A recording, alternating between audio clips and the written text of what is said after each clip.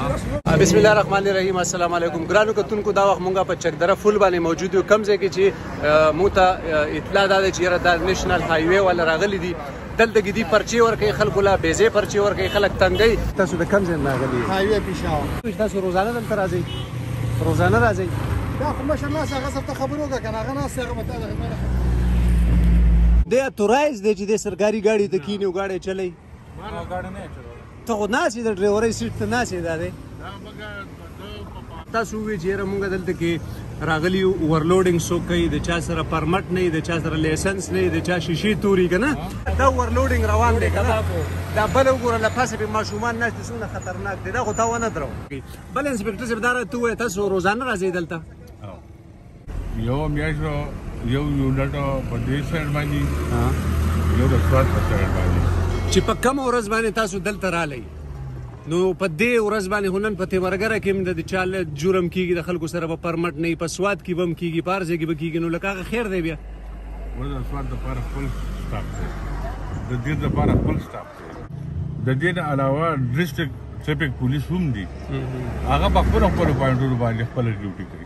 نو تاسو دا به کې اضافي نه ده بیا دې ضرورت شته کنه صرف ځان خپل د کمیشن لپاره یا چې کوم د پرچو لپاره تاسو راغلي دلته کې ولاړې؟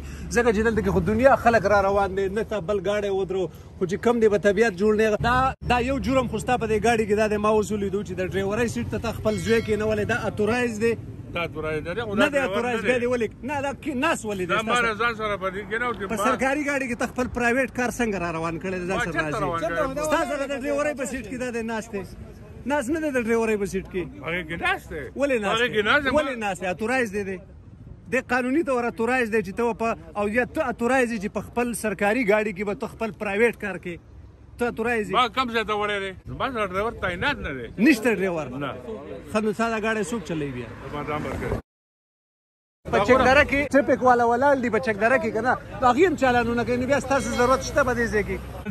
اوس ټریفیک والا په هر ضلع کې شته کنه، او دا ډیوټي هغه کوي کنه، لکه تاسو په اضافي څه ضرورت دی بیا؟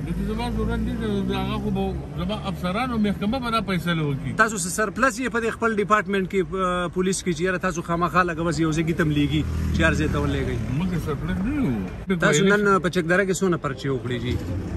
بهاسي ګاډي چالان کړو. بهاسي ګاډي تاسو نن چالان کړه؟ بهاسي ګاډي. او دا یو ګاډي څونه چالان شو؟ یو ګاډي دا مثال کے طور پر شو پرمټ نه 520 روپے چالان دی، ایسن نه 620 مختلف جرمونه دي کنه، دغه چالان نه دي. لکه اوسط چې کوم نن تاسو کم از کم یو 18000 روپۍ یا 50000 روپۍ په چکدره کې تاسو نن وګټلې؟ نه جی 50000 روپۍ نه دي جی. تاسو بهاسي چالانونه وکړو نو په دې کې 500 هم شو، نو 30000 روپۍ شوې. نه مړه دا ټول دغه نو ورکو کنه. په دې نه مونږ نن تاسو مو کو دی وای چې یاره اوسه پورې مونږ نن صرف په نن ورځ کې بهاسي پرچې وکړې، نو په بهاسي پرچو کې اوسط د 520 نه والا د 620 پورې د 420 پورې مونږ ویلې شو چې نن دی په چکدره کې 50000 روپۍ خلکو له پرچې ورکړې. آیا دا انصاف دی؟ آیا دا چې کم دی نو په دې حکومت کې دا د خلکو سره دا ظلم نه دی؟